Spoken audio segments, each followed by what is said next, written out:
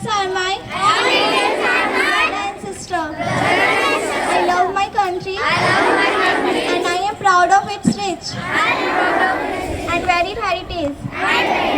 I shall always strive to be worthy of it. I shall give my respect to parents, teachers, and all elders, and treat everyone with courtesy. To my country and my people, I praise my devotion in their well-being and prosperity. Along lies my happiness.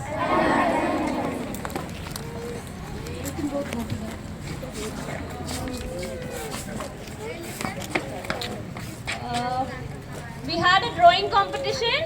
Yes, ma'am. So you are all waiting for the result of the drawing competition? Yes, ma'am. Okay. So sir is there. He will distribute you the prizes. We will announce the name and the person will come on the stage and collect the prize. Okay? Assembly में जो prize distribution ceremony है, एक special guest हमारे बीच मौजूद हैं।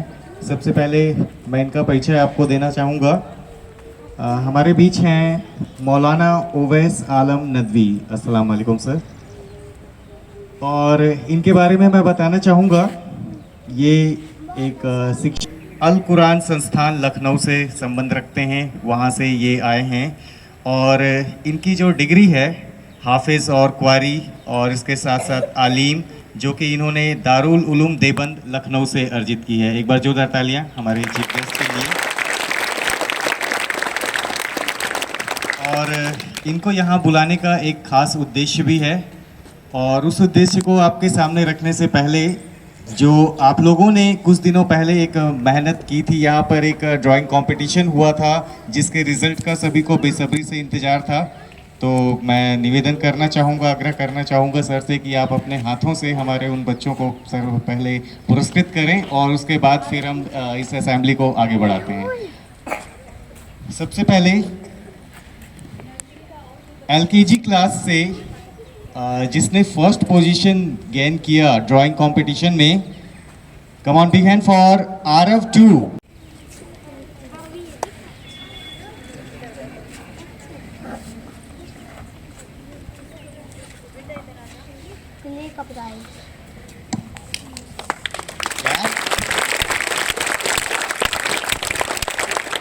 Now next from UKG, Advik.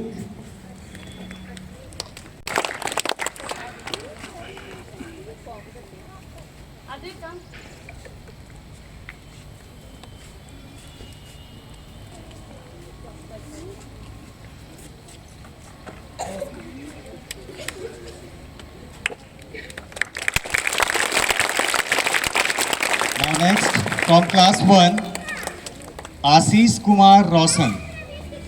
From class 1 Ashish Kumar रोशन। ये वो नन्हे नन्हे हाथ हैं जिन्होंने अपने विचार को आपके सामने इस ड्राइंग शीट पर रखा है। Next class 2 Aarav.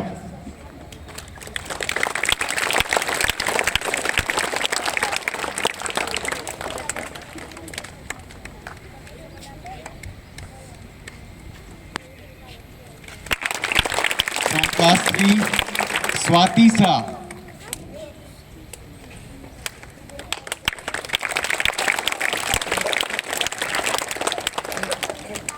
Now next from class 4 रक्षिका।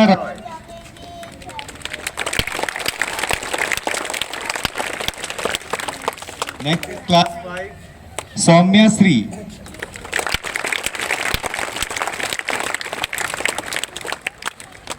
Class 6 सगुन।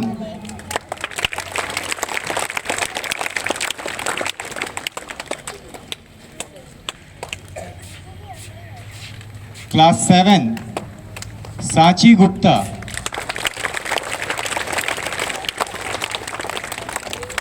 And now the topmost senior class, class 8, and from class 8 Pihu Singh।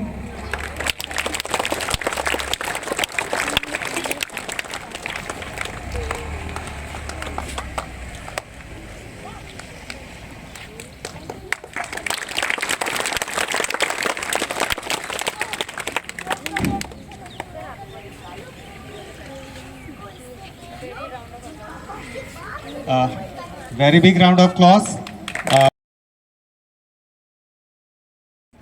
आज वीकेंड है ना? और मंथ एंड भी है, तो डेफिनेटली कल संडे होगा, आज वीकेंड है तो okay. After that Sunday next week में जो आपको सबसे पहली छुट्टी मिलने वाली है वो किसकी है? अरे वाह, सभी को पता है छुट्टी के बारे में, सभी को पता होता है कब कौन सी छुट्टियां मिलनी है। थैंक यू सर, आपने कैलेंडर पहले लॉन्च कर दिया। सो ईद हमारे देश में बड़े हर्षोल्लास और धूमधाम से मनाई जाती है और हम स्कूल में सभी त्योहार को धूमधाम से मनाते हैं। एम आई राइट? ओके, तो अगर हम त्योहार मनाते हैं तो हमें इस बात की जानकारी भी होनी चाहिए कि हम त्योहार क्यों मनाते हैं, राइट? ओके, तो मैं आपके बीच से ही एक स्टूडेंट को बुलाना चाहूँगा जो सबसे पहले ये बताएगा कि हम ईद क्यों मनाते हैं। जिस तरह आप लोग आके बताते हो ना कि हम दिवाली क्यों मनाते हैं, दशहरा क्यों मनाते हैं, तो आज आपके बीच से ही आपका एक भाई क्लास 8 से खुर्शीद आलम जो आपको बताएंगे कि हम ईद क्यों मनाते हैं। जितनी भी आपकी जानकारी में हो आप हमारे साथ शेयर करें। खुर्शीद, जोरदार तालियां खुर्शीद के लिए। Good morning to all of you. I am Khurshid Alam from class 8. Today I give a speech on Eid ul Fitr. यह मुस्लिमों का बहुत ही महत्वपूर्ण पर्व है। यह इस महीने में आप मोहम्मद मुस्तफ़ा सल्लल्लाहु अलैहि वसल्लम हमेशा 1 महीने के रोज़े रखते थे, जिससे यह फ़र्ज हो गया है कि हम सारे मुसलमान भाइयों 1 महीने रोज़े रखें। और इस खुशी के 1 महीने रोज़े रखने की खुशी में हम इस 1 दिन के बाद ईद मनाते हैं। इस खुशी में इस दिन सारे बच्चे खुश रहते हैं और इस दिन सारे के घर में अच्छे अच्छे पकवान बनते हैं और इस दिन हम लोग ईद का नमाज अदा करते हैं।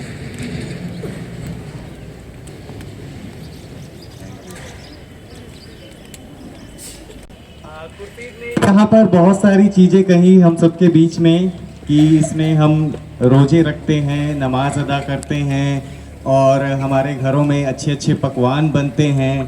तो सभी के मन में जो बच्चे ईद मनाते हैं अपने घरों में या मनाते देखते हैं वो तो सारी जानकारियाँ इसके बारे में जानते हैं, लेकिन जो बच्चे नहीं मनाते हैं या जो ईद के बारे में नहीं जानते हैं, तो कितने लोग एक्साइटेड हैं कि हम ईद कैसे मनाते हैं, क्यों मनाते हैं, ये जानने के लिए?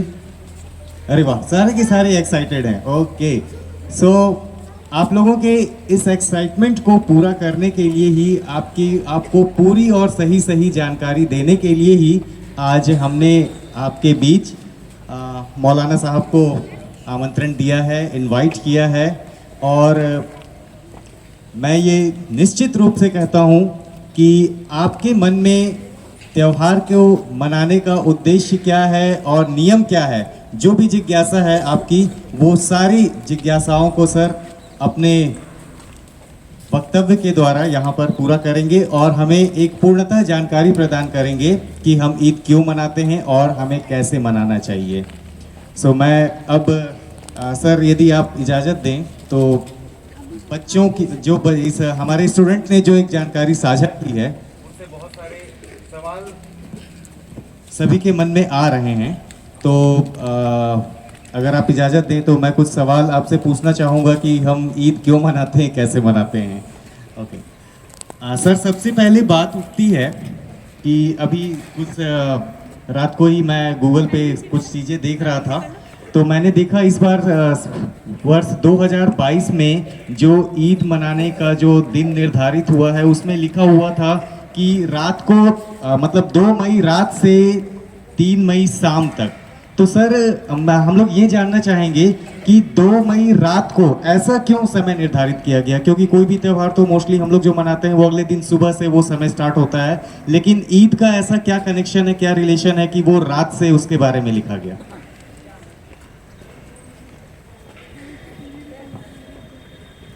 सबसे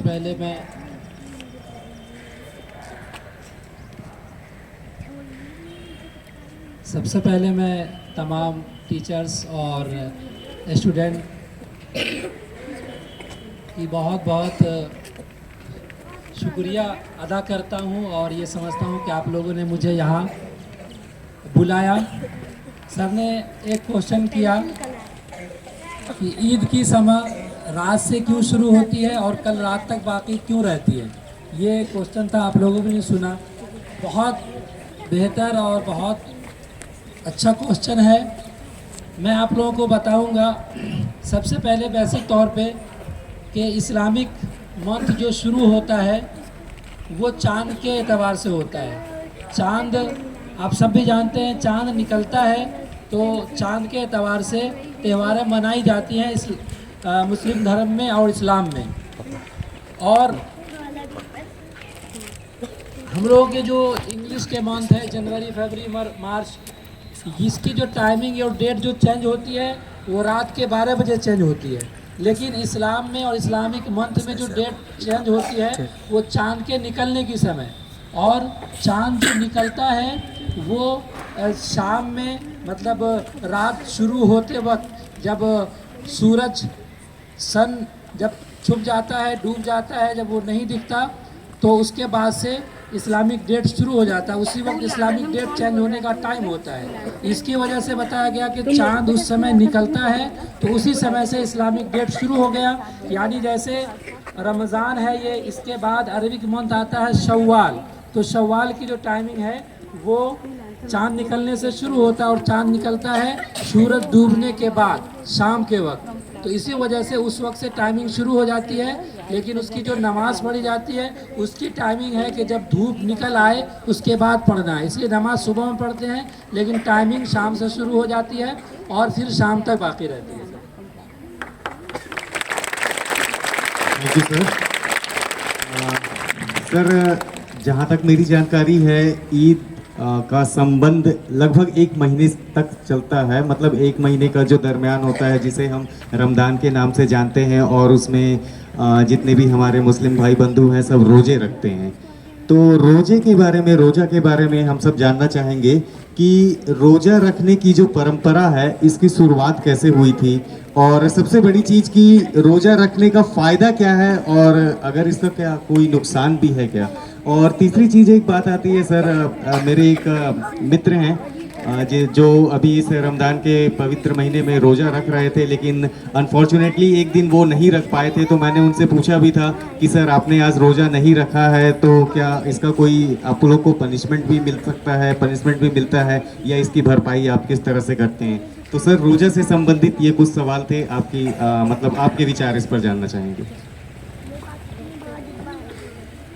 सर ने अभी कई क्वेश्चन रोज़े से संबंधित और रोज़े के बारे में रखा।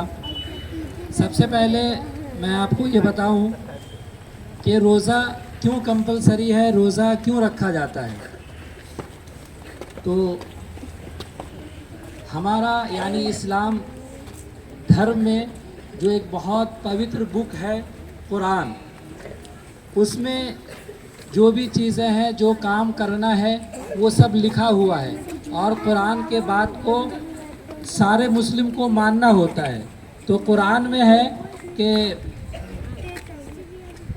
अल्लाह ने कुरान में ये लिखा है, कुरान में बताया है कि रमज़ान के रोज़े, ए मुसलमानों रमज़ान के रोज़े तुम पर फ़र्ज़ किए गए हैं, यानी ज़रूरी है, कंपलसरी है तुम्हारे लिए रमज़ान के रोज़े। और फिर इसी में बताया गया कि क्यों है। प्रोफेट सल्लल्लाहु अलैहि वसल्लम दुनिया में आए, उससे पहले और भी प्रोफेट आए हैं। तो इसमें ये बताया गया कि ऐसा नहीं है कि सिर्फ प्रोफेट मोहम्मद सल्लल्लाहु अलैहि वसल्लम और उनके मानने वालों पर ही रोज़ा कंपलसरी है, बल्कि पहले भी था। और फिर ये कि रोज़ा उसके क्या फ़ायदे हैं, रोज़ा रखने से क्या फ़ायदा होगा, क्या बेनिफिट मिलेगा। तो उसमें अल्लाह ने कुरान में ये बताया है, ईश्वर ने बताया है कि तुम परहेज़गार हो जाओगे, नेक हो जाओगे, पवित्र हो जाओगे, अच्छे हो जाओगे। रोज़ा से ये होता है कि उसमें खाना पीना एक टाइमिंग होती है, एक लिमिट होता है। उस लिमिट में ना खाना खाना है, ना पानी पीना है, और ना ही कोई अपने ख्वाहिश वाली चीज़, अपने मन वाली चीज़ करनी है। तो इससे क्या होता है कि लोग पवित्र हो जाता है, नेक हो जाता है, और उसको ईश्वर का, भगवान का उसके अंदर डर आ जाता है। इस डर से वो कोई पाप नहीं करता है। ठीक है, इसका ये रोज़े का ये फ़ायदा बताया गया है। अब सर का एक सवाल था कि रोज़ा सब पर कंपलसरी है या जो चाहे वो रख सकता है। तो प्यारे बच्चों, रोज़ा जो है वो सारे मुस्लिम पर कंपलसरी है। ठीक है, अब उसमें कुछ कैटेगरी अलग हैं, जैसे 15 ईयर से कम के अगर कोई बॉयज़ हो या गर्ल्स हो, 15 से कम के हैं तो उनके लिए रोज़ा कंपलसरी नहीं है। अगर वो रोज़ा रख लें तो अच्छा है, बहुत अच्छा है, लेकिन उनके लिए कंपलसरी नहीं है। ना रखने पर ईश्वर के यहाँ उसकी पकड़ नहीं होगी, है ना, उसका पूछ नहीं होगा। और फिर इसी तरह से जैसे सर ने कहा कि कोई अगर ना रख पाए, कोई गर्ल्स हो या बॉयज़ हो, कोई भी हो, अगर वो रोज़ा नहीं रख पाया, अब उसके रीज़न है कि वो बीमार है ना, या ये कि वो जर्नी पे है, दूर जा रहा है, तो इसमें ये बताया गया कि कोई ऐसा कर रहा है तो उस दिन वो रोज़ा नहीं रखे, यानी जब वो बीमार है तो नहीं रखे, लेकिन वो रमज़ान का जो ये पवित्र महीना है इसके ख़त्म होने के बाद जब भी उनको टाइम मिले तो इसकी भरपाई कर ले। यानी एक दिन रोज़ा अगर रमज़ान में नहीं रखा तो रमज़ान के बाद उसकी भरपाई कर लेगा तो वो हो जाएगा। ठीक है, थैंक यू सर। रोज़ा के बारे में आपने काफ़ी कुछ बताया, और एक पकवान से रिलेटेड एक बात आई थी, और पकवान सुन के ही बच्चे के चेहरे पे हंसी आनी शुरू हो गई है। हम लोग, मैं भी बचपन से देखता आया हूँ, सुनता आया हूँ कि ईद में सेवइयाँ खाने की परंपरा है। तो सर, ऐसा क्यों होता है कि हम ईद में निश्चित रूप से सेवइयाँ खाते हैं और सेवइयाँ ही खाते हैं? तो इसके बारे में क्या कोई लॉजिक है सर? इसके बारे में जानना चाहेंगे। सर ने बहुत अच्छा क्वेश्चन किया है पकवान के बारे में, और उसमें सेवइयाँ। तो देखिए, ईद जो है वो एक खुशी का दिन है और उसमें मीठा खाना है। हम लोगों को जो प्रॉफेट सल्लल्लाहु अलैहि वसल्लम की तरफ से बताया गया है कि उसमें मीठा खाना है। वो सेवइयाँ ही कंपलसरी नहीं है, कोई भी मीठी चीज़ खा सकते हैं। तो अभी एक सिस्टम बन गया है सेवइयाँ खाने का। ठीक है, तो ये बात है, असल है कि कोई मीठी चीज़ खाएं। Thank you sir. सेवइयाँ की मिठास के साथ, ईद की शुभकामनाओं के साथ मेरी तरफ से। और सर, अंत में मैं आपसे यही गुजारिश करना चाहूँगा कि 3 या 4 तारीख को जिस दिन भी ईद आता है, चूँकि आज आप हमारे विद्यालय में आए हैं और हमने विशेष रूप से आपको ईद की जानकारियाँ साझा करने के लिए बुलाया है, जो आपने हमारे बच्चों को बताया, और मैं यह समझता हूँ कि हमारे बच्चे इससे काफ़ी लाभान्वित हुए हैं। और अंतिम में मैं आपसे यही निवेदन करना चाहूँगा कि इस ईद के अवसर पर आप अपना एक शुभ संदेश और आशीर्वाद हमारे बच्चों को प्रदान करें।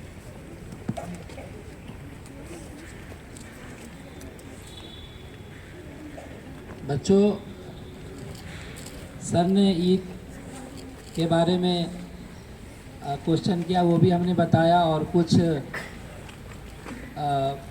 और भी कहने को कहा गया है। तो ये ईद जो है, हम सब ये जान चुके कि ईद रमज़ान में रोज़े रखते हैं, तो पूरा रोज़ा रखने के बाद ईद का दिन जो होता है वो एक खुशी का दिन है। वो ईश्वर की तरफ से उस दिन जो रोज़े रखने वाले होते हैं, ईश्वर की तरफ से इनाम मिलता है, उनको गिफ्ट मिलता है।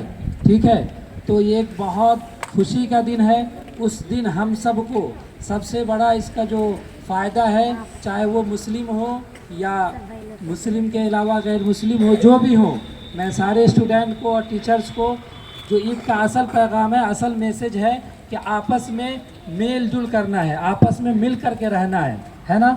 ये असल मैसेज है ईद का, कि हमें आपस में मिल के रहना है, खुशियाँ मनाना है, एक दूसरे को मुबारकबाद पेश करना है, और उसमें हम मिठाइयाँ खाएं, एक दूसरे को खिलाएं। ये असल मैसेज है ईद का। तो बच्चों, मैं यही कहूँगा कि आप सब भी अपने घर में अपने दोस्तों को और जो भी हों ईद की मुबारकबाद दें और मिलजुल करके खुशियाँ मनाएं। धन्यवाद sir, thank you sir, please have a seat.